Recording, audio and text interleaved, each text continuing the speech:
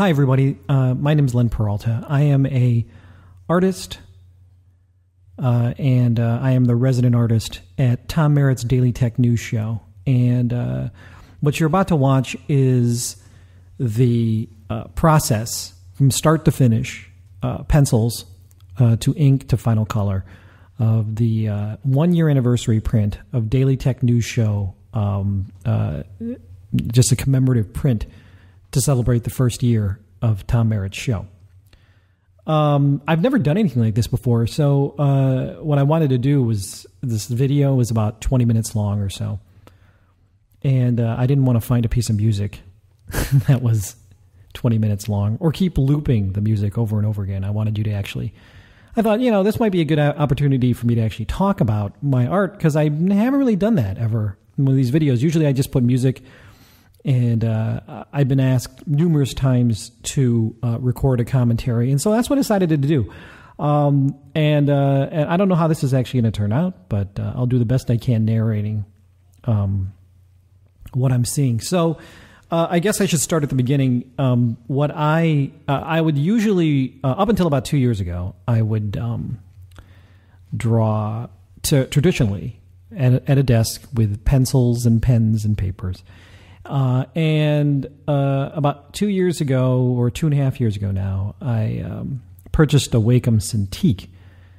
It's a 22-inch monitor that I basically draw with a stylus right on. It's like the step above the Wacom tablets that you can kind of see, where you can use a pen and draw on a tablet. This actually lets you draw on the monitor, and so that's what I'm doing. And there's me.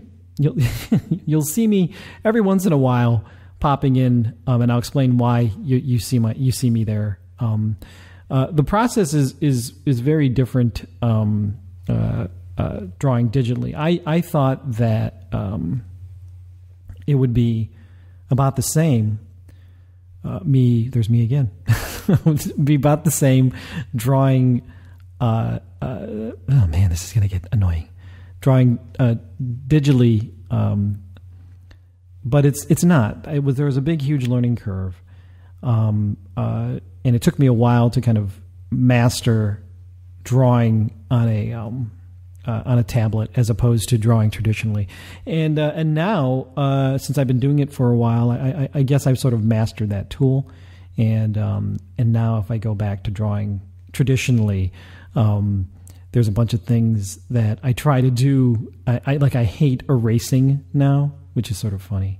Let me explain. You'll probably see me a couple times here. Let me just explain why you're seeing me. Is I work on a 2-monitor system. My main Mac is a 27-inch iMac, and that's my main screen. And then the Cintiq is my second screen. So anything that, like all my reference photos, because for all these illustrations of people, I had to use reference photos. Those are all on my second screen. And so it's a great tool to have the two screens, because I'm able to look at the images of people and sort of use them on the second monitor, and then draw draw the people on the main monitor. So that's why you keep seeing me. I keep switching back and forth. Anyhow, so this project was inspired by, of all things, a Nike commercial with LeBron James and the Cleveland Cavaliers. And the reason I think that's interesting is because my family was able to be in the commercial, because it was the big year for LeBron James to return to Cleveland. So Nike did for the opening night, they did a special commercial, and we were in it. And in that, you can look it up. It's called Together.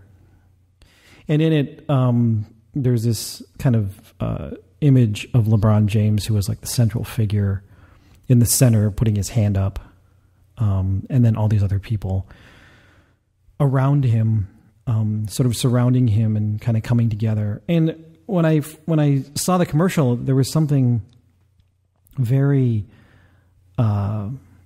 similar, to what Tom had gone through DTNS, and so I kind of jumped right on that and thought it'd make a great print. So I approached Tom and Jenny about it, and they said it would be great. So I took, I think there's like 88 people or so that pledge. They have to pledge to my Patreon project, which you can go to at patreon.com/Len. They pledged to the Patreon project, and they gave me their photo, and I drew them into this print. So all these images of people are the backers, the people who gave some money. So what's interesting about this is that I've done things like this before. I've done videos or images like this where there are people. This was probably the most ambitious I've ever done. There was a lot of people. I think the total number of people in here is 91, and it took me 3 days to do this. 1 day, 2 days of penciling, and then I sat and I did 1 full day of inking, of digital inks, and we'll get to those here in a couple minutes, and you can kind of see that process. But you can kind of see I'm each person was hand drawn in here, and I've drawn thousands of people, thousands of drawings and caricatures of people. So this wasn't that big of a deal to me. It felt.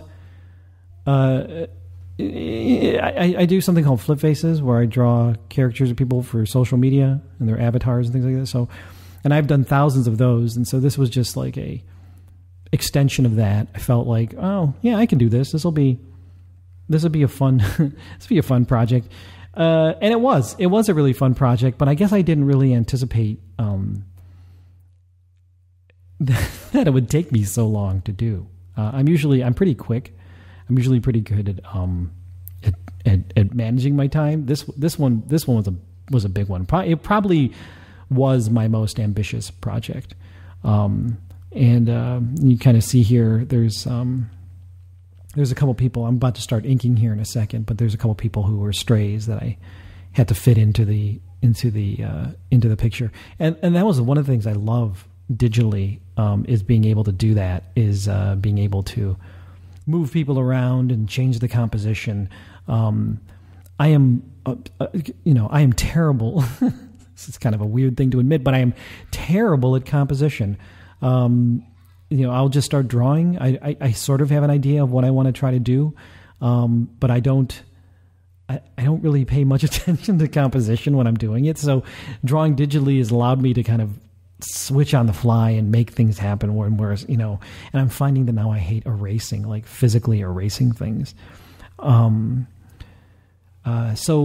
here at the inking, I started with some of the main people that are probably affiliated with the show. This is funny. This is a little story. This is supposed to be Ayaz Akhtar.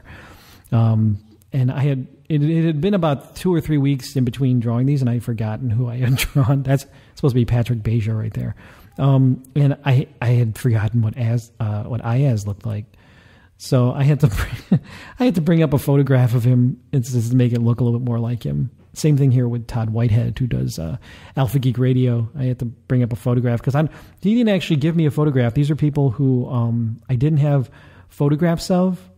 You see, there's Molly Wood, there's Brian Brushwood, and Jenny Joseph, and this is Scott Johnson here.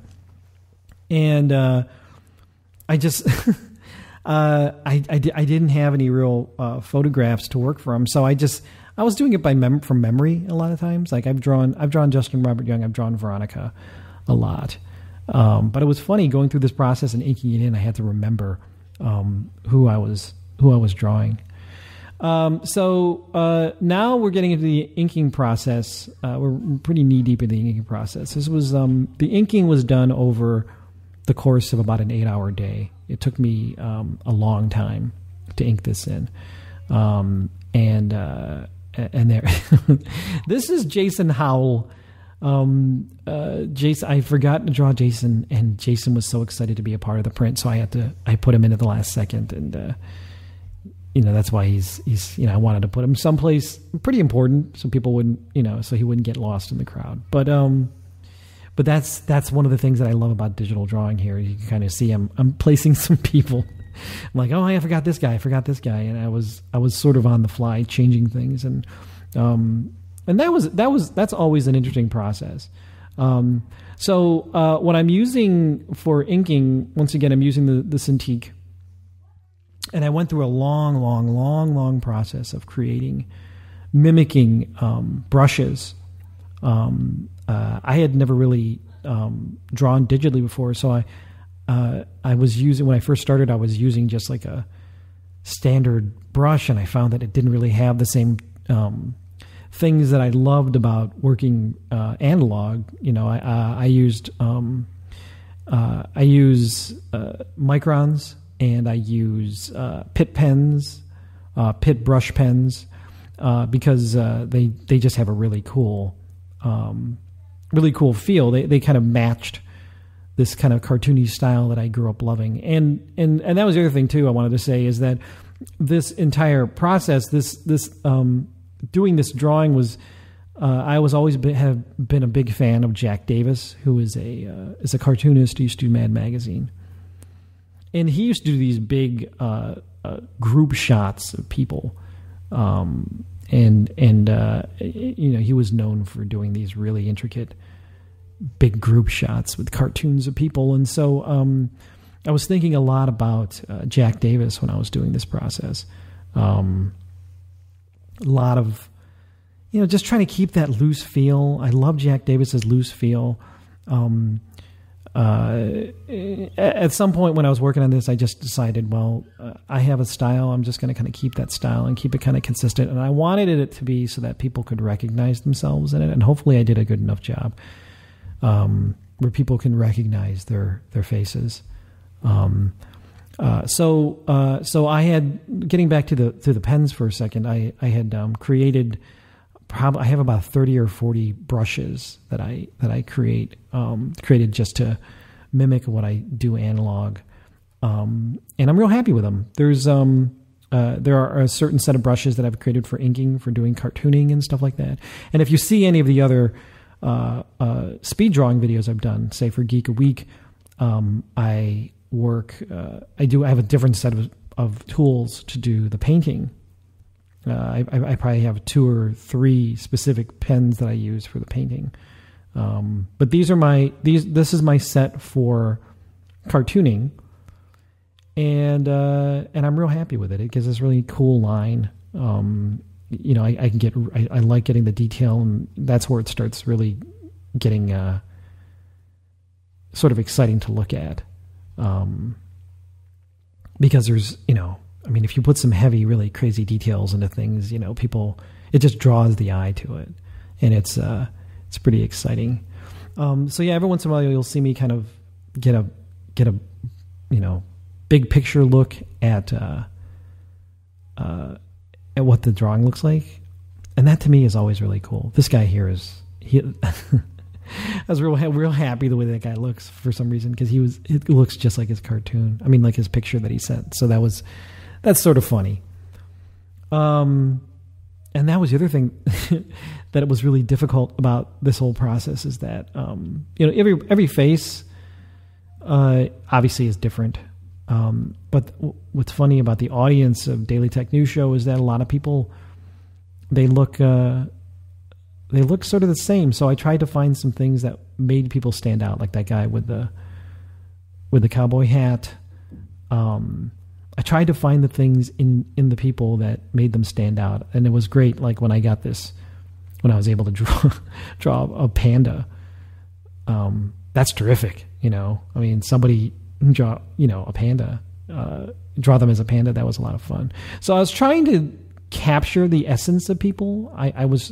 Like I said, I hope I did a good job, and I wanted people to be able to recognize themselves really quickly. And even if you don't know anybody in this drawing, I wanted it to be a great piece where it was just, you got to see different expressions, and everybody is kind of focused on Tom in the middle there, and I thought that was kind of neat. That was the other challenge, is that people would either send straightforward headshots, which is great. Because you can, it's a great shot, but I had to kind of move their eyes around so that the focal point was always going to be Tom, and that was a lot of fun. This guy, this guy's a lot of fun too. He was in his picture. He said he was holding on to a bunch of bottles of booze, and I wanted to kind of bring that into it.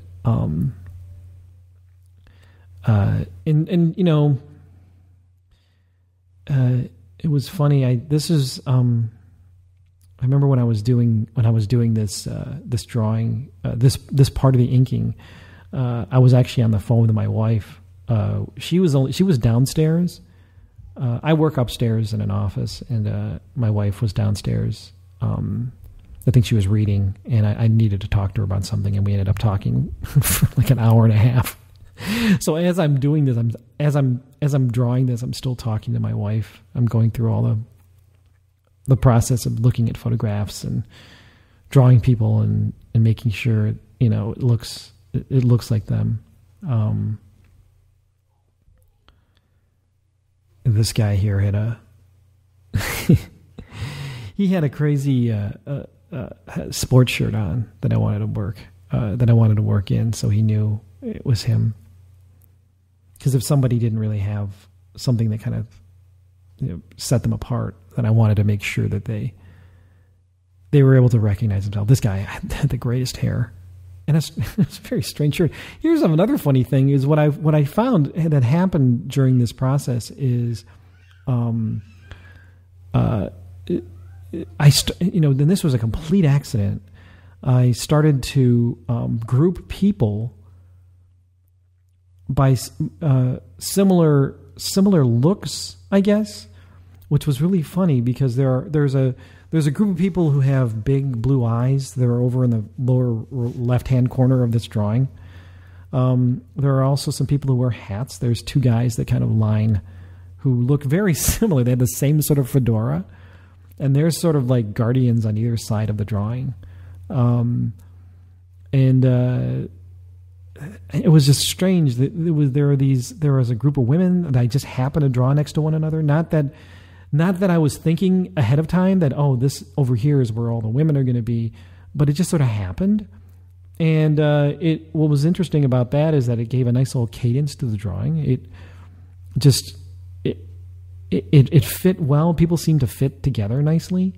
And that was the thing, is that there was overwhelmingly an amount of men that I was drawing, and so to break it up a little bit with some females was nice, and they just sort of got grouped together, which was really interesting. So now this whole process here is about